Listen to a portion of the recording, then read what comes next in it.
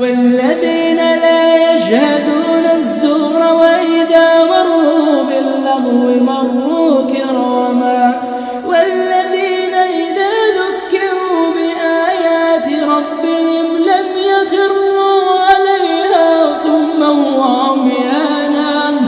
والذين يقولون ربنا هب لنا من أزواجنا وذرياتنا قرة أعين واجعلنا للمتقين إماما أولئك يجزون الغرفة بما صبروا